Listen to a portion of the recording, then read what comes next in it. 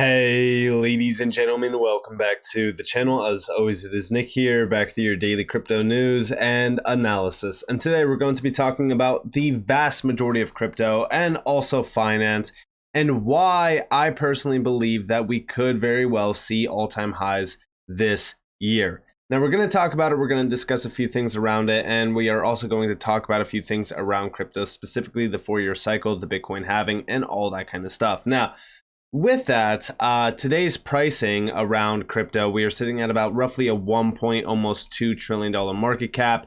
Bitcoin is still ranging around 28K, holding about a $500 billion in market cap, and Ethereum holding about roughly $230 billion worth of market cap, as well as other altcoins doing still pretty good. I mean, for the most part, they have been kind of ranging. Some of them are actually holding their own fairly well, but again, we also do have a lot of big losers in the market, which again, I usually tend to kind of look at and watch closely over the next couple days when we do see the market ranging like this, because some of these are great opportunities to not only get into a great trade opportunity, but also even a long-term hold opportunity as well. But with all of that in mind, let's talk about a few things. So let's first talk about what's happening right now around crypto Twitter. So first, we go over here.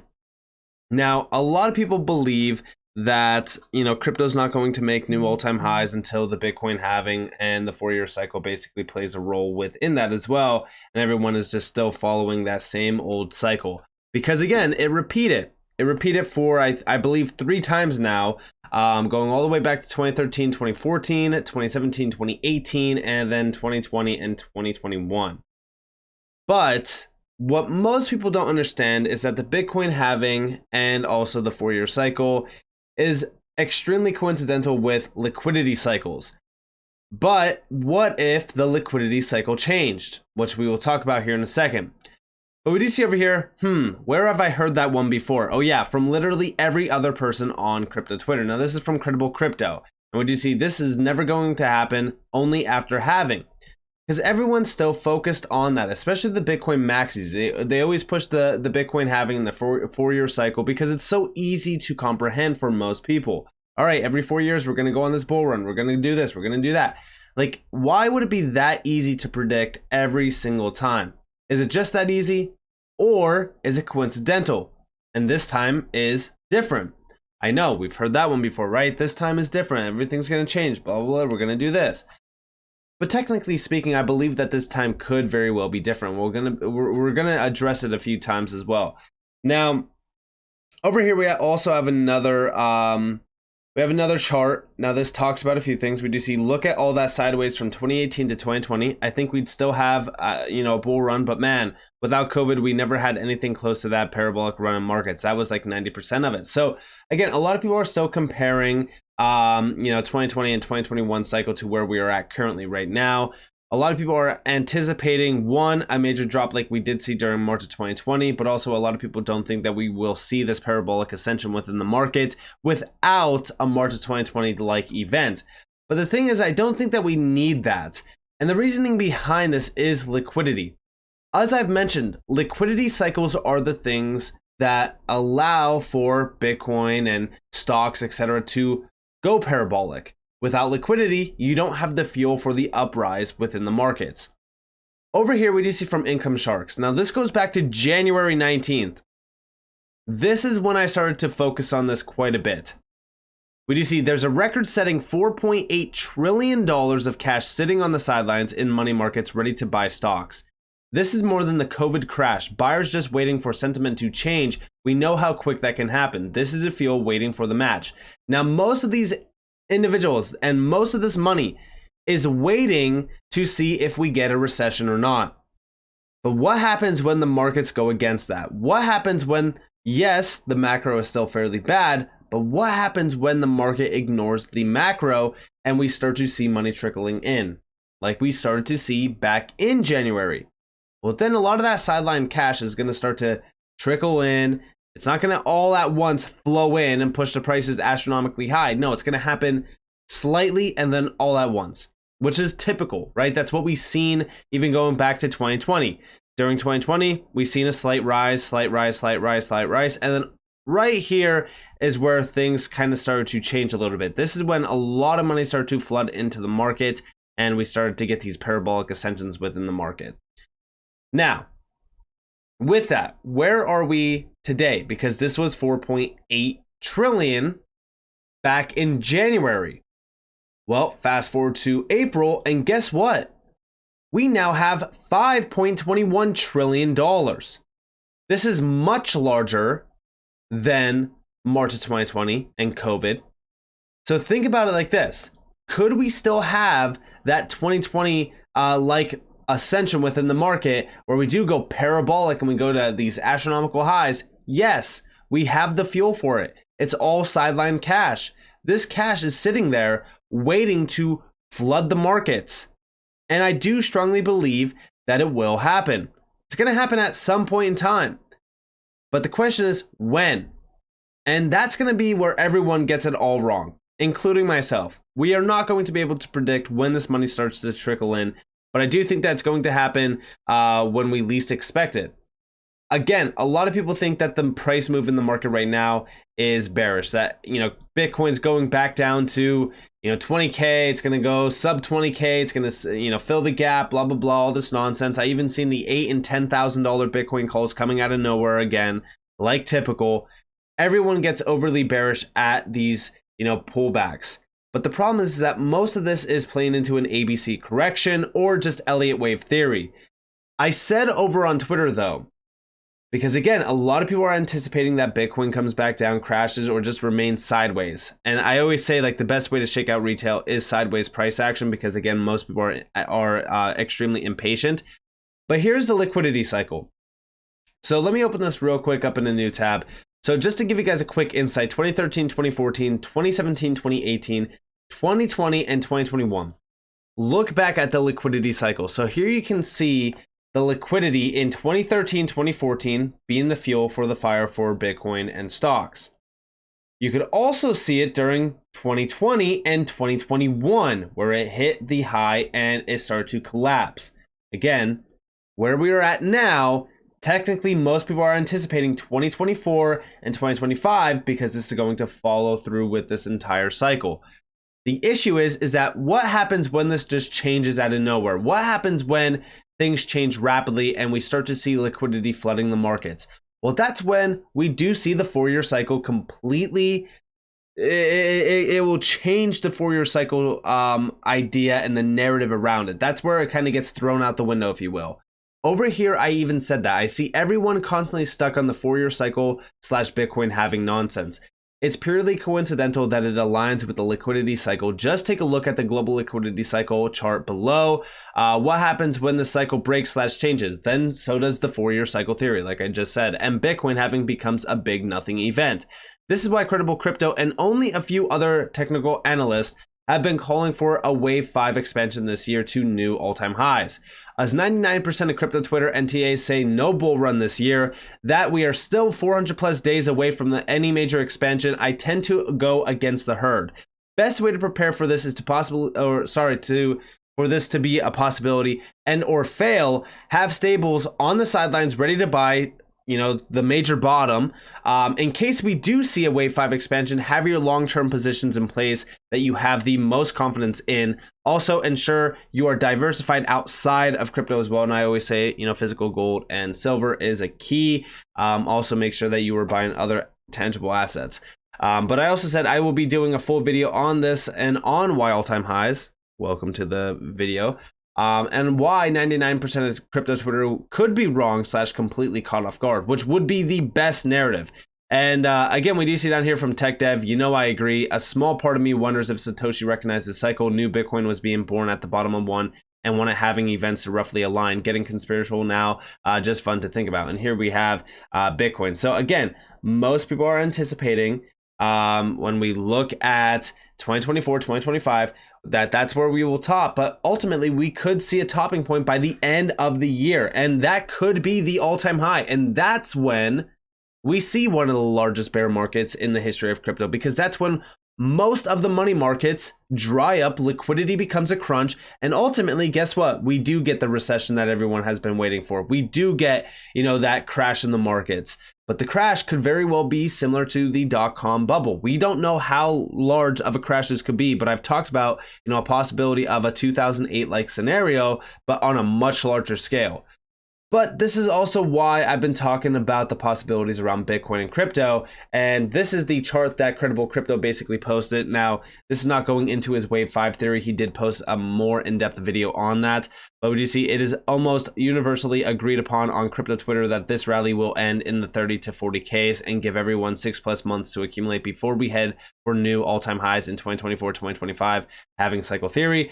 The collapse from 30K was triggered by an unprecedented wave of black swan events that caused mass liquidations and panic selling. I seriously doubt that once we reclaim these levels, we are just going to hang around and let everyone who panic sold comfortably take their time and reload for the ride to 70K plus. That's just not how these things work. And here is what most people are anticipating in red, what most expect to happen, what more likely, or most likely, I should say, to happen. And this is going to ride all the way to who knows, right? You could say 100K, 120K, 160K. It does not matter. But once we do break out of that all-time high, and if we do break out of that all-time high, things are going to change drastically. But again, everyone is expecting 2025. But like I said, I tend to agree to go against the herd. And what is the fuel for all of this? What is going to be the fuel to push everything higher? Well, first off, let's go over here. Just in, House Republicans proposed raising debt limit by $1.5 trillion or extending it until March 31st, 2024. Now, obviously, listen, I've talked about this debt ceiling for a little bit of time already on this channel. I don't believe that it is sustainable at all. Even if we do raise it by $1.5 trillion, I think that we will be hitting it fairly quick, especially with a lot of the issues rising up within the US and also even around inflation brewing. And there's a lot of unprecedented macro events that could very well play into a role of us hitting that $1.5 trillion debt limit if we do see it. But also, if they do extend it, that's probably in their best interest. We will probably see it extended until March of 2024. But with this, again, this is a perfect narrative for, again, the storm to brew around a possible all-time high this year. But also, around debt, we do see over here, Senator Ron Johnson, you are going to drive the debt to $50 trillion. I included this video in a video recently where I was talking about what the Treasury was doing, but we do see yes, but what I believe is the single most important metric for judging the fiscal stance of the country is real net interest as a share of GDP. And listen closely to this. You're going to drive the debt from somewhere around $32 trillion up to about $50 trillion, correct? Yes, but what I believe is the single most important metric for judging the fiscal stance of the country is real net interest as a share of GDP. Okay. We have so are you concerned when GDP. you're taking the debt from $32 to $50 trillion? Are you concerned who's going to buy that debt, and also at what rate they'll expect to be compensated for buying riskier and riskier debt? Are you concerned about that? Well, if the real net interest cost of the debt remains low relative to GDP, and we're on a sustainable fiscal. Well, we're not on a sustainable path. You're going to drive. And yeah, this is definitely not sustainable. As we do look at this, yeah, I do think that there's going to be a day where we question ourselves on who's going to really buy this debt. And I do think that at this point in time, we're kind of getting to that. We're kind of getting to the point where nobody really wants to hold the US dollar as well, which is, again, another perfect narrative. All of this is playing into my 5 reasons why I believe a new all-time high this year is a major possibility, and it makes the most sense. I said central bankers / governments pushing the CBDC narrative like crazy, which will only lead to more individuals dumping USD for crypto. Fed / Treasury wanting to grossly inflate the economy by printing $18 trillion in the next 7 years. And I said, who wants to really hold the US dollar at that point? Tons of nations banding together to push away from the US dollar and ultimately attacking the reserve status. Huge narrative to be out of the US dollar. Mainstream media attention on digital assets / crypto regulations as overseas nations are starting to regulate the digital revolution. Hyperinflation is about to be a real problem with the flood of US dollars coming back into the US again. Another great narrative on why to ditch the dollar and buy hard assets and crypto, which again, all of this plays directly into the idea around crypto going on a massive run. Now, when we come over here to look at the US dollar versus Bitcoin, I want to share something very interesting. So as we go all the way back to March of 2020, this is what I've been mainly focused on around the US dollar as well as Bitcoin. So obviously you see the Bitcoin bearish candle of March of 2020. You see the bullish candle of the dollar brewing back here. Now, what was the tell sign that we were about to go on a major run up? Well, it wasn't necessarily what we've seen on Bitcoin. First, yes, technically breaking out of the 2019, well, I should say, not technically the 2019 high. So over here, I want to take you guys real quick to a nice little chart comparison. So here's the US dollar versus Bitcoin.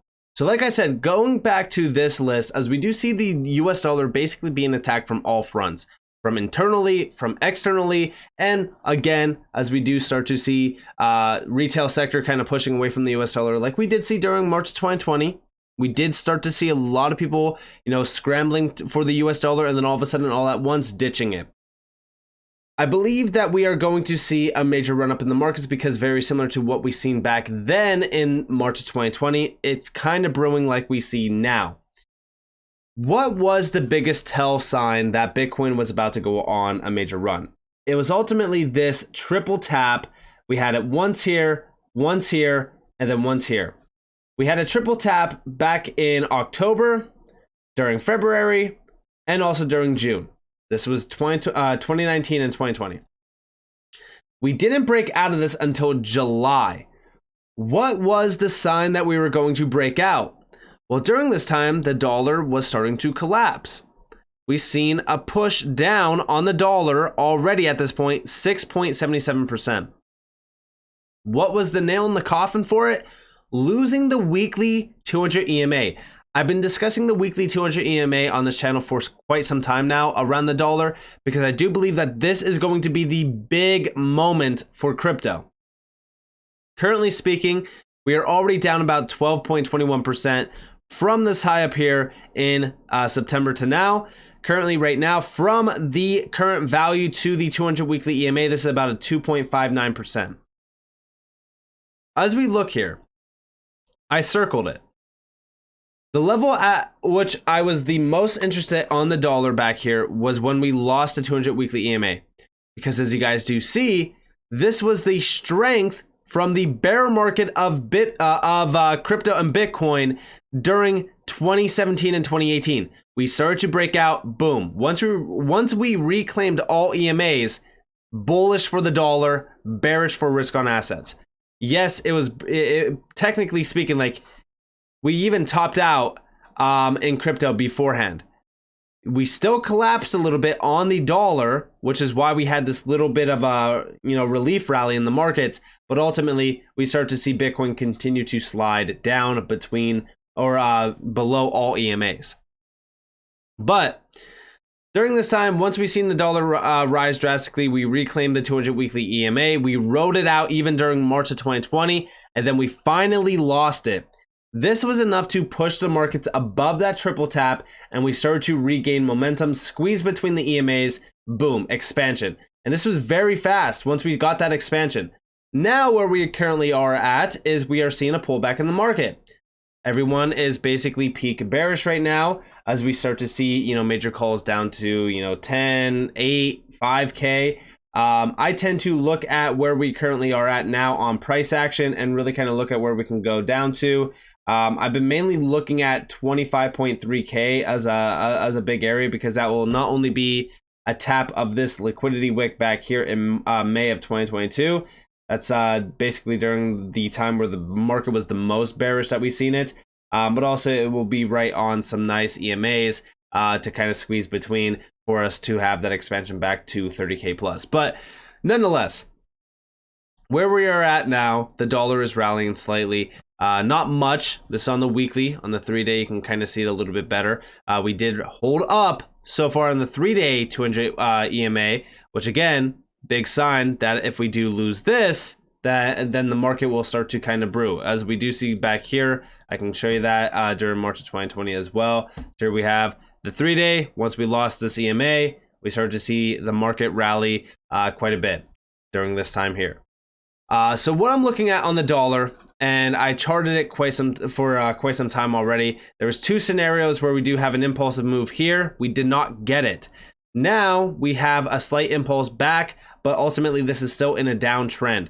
I'm watching this closely because as we start to see the dollar continue to lose its value, as we start to see all the narratives piling up around the US dollar in terms of bearishness, I believe that we will see a flood of capital pushing into the risk on asset class. Meaning, yes, Bitcoin will most likely see a large amount of money flooding into it, as well as stocks, gold, silver, etc. So I'm watching this closely. Is it a guarantee? Are we 100% going to see all-time highs this year? No, nothing is guaranteed in this market, but that is what I'm putting my bet on. If I'm wrong, I am wrong. Either way, like I said, we need to prepare for either scenario, which is why I said, yes, hold staples on the sidelines. Make sure that you are preparing, to buy major crashes if we see them. And make sure that you are taking those long-term positions that you have the most confidence in, that you know, or at least you believe will bounce back. To me personally, I'm watching altcoins that have been dropping drastically, that are down, 10+%. And even on a 7-day, ones that are down a massive amount in terms of percentages. So with that in mind, I hope that gives you guys a little bit more of a clarity on what I'm looking at around this market, my idea around this market, and why I have been buying quite a bit of crypto as well on these major drops. I bought most of my crypto, full transparency, most of my crypto was bought during the summer of 2022 up until around roughly the middle of December. So with that being said, I hope that you guys enjoyed the video. If you guys did, definitely leave a like, subscribe, turn notifications on. If you guys want more free content, you guys are more than welcome to follow me on Twitter and join the free Discord down in the description below. As always, up that you all have a beautiful day or a beautiful night. Wherever you guys are on this beautiful world, it's been Nick. Peace out, guys.